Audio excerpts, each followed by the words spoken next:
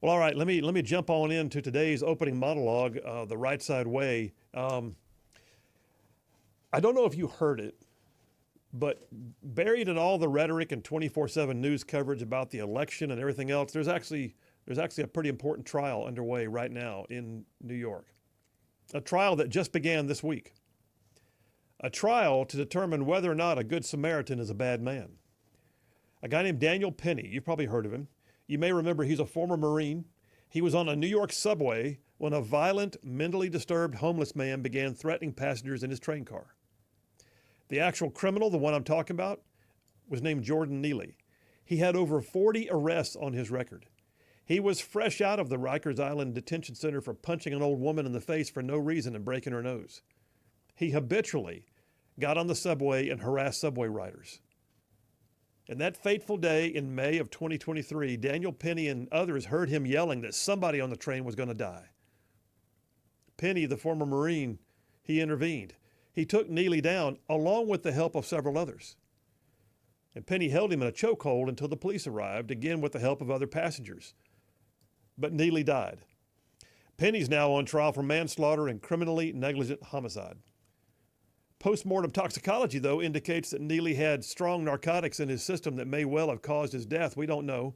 During that time frame, 27 people were murdered on the New York subways. It's been so bad that liberal Governor Kathy Hochul actually deployed the National Guard to New York subway stations. But yet the Soros-backed DA won't let go of the case. You know who it is? None other than Alvin Bragg. So the trial began this week. It's expected to last for over a month, maybe up to 6 weeks. A month? The Good Samaritan, the former Marine who saved lives and intervened with the help of others, not by himself, is on trial. The justice system has been turned on its head. But you may also recall the story from 2023 when 2 employees of a Lululemon store in Atlanta lost their jobs because they dared to report a robbery.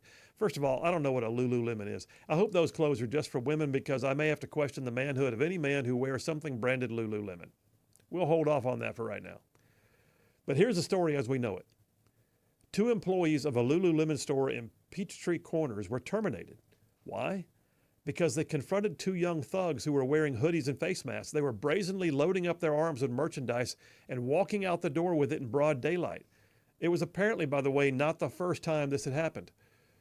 We've all seen videos of criminals treating retail stores like a cheap buffet and loading up on what they want and walking out with impunity.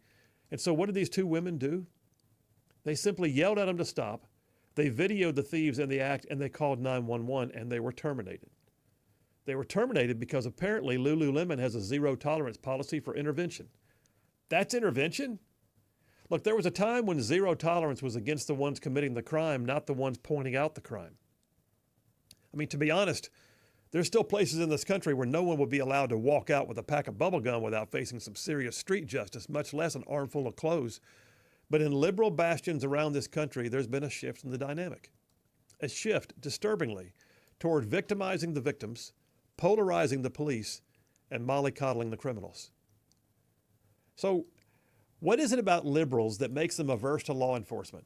I don't know if you saw it, but Burlington, Vermont right now is having such buyer's remorse over the fact that they defunded police. In fact, their city council just said that they made a mistake and they are now desperate to find 20 new law enforcement officers to put on the streets. They need it because Burlington's overrun right now with drug use and homelessness. I'm sure, by the way, it's not all liberals, though. I don't know of any conservatives, though, that are adverse to law enforcement.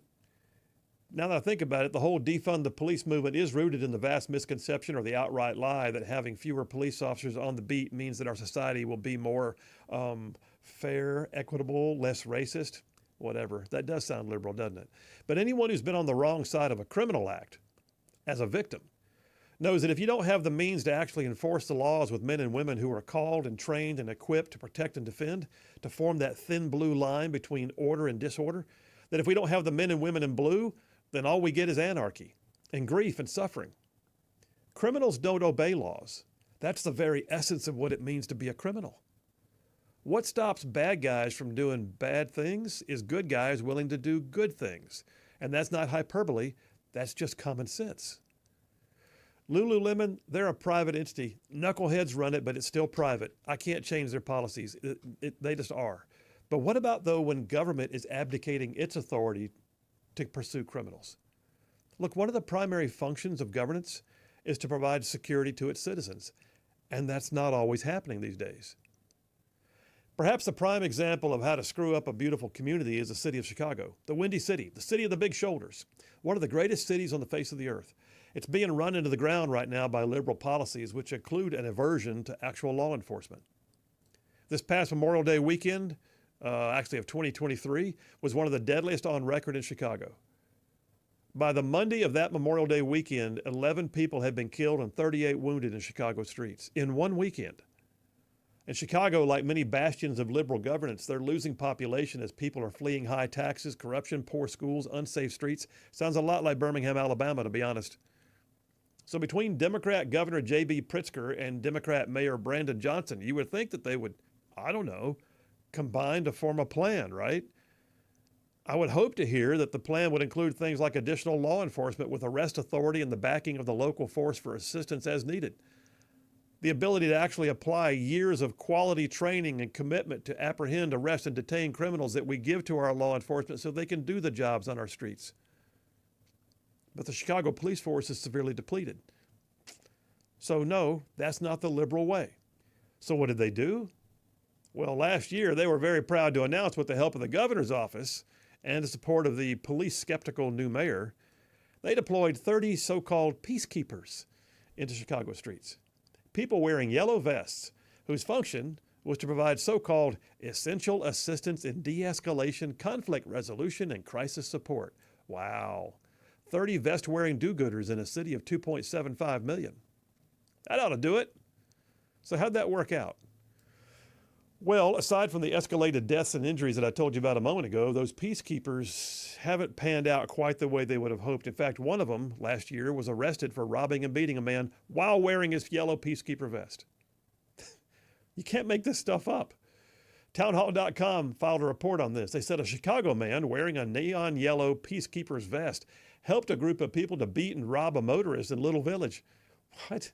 The allegations came after city and state officials had lauded the use of peacekeepers as a tool they would deploy over Memorial Day weekend to tamp down violence. The guy's name was Oscar Montez. CPD surveillance officers, they reported that a group of people pulled a man out of the car and started beating him, one of whom was wearing a bright yellow vest. Oh yes, it was Montez, the peacekeeper.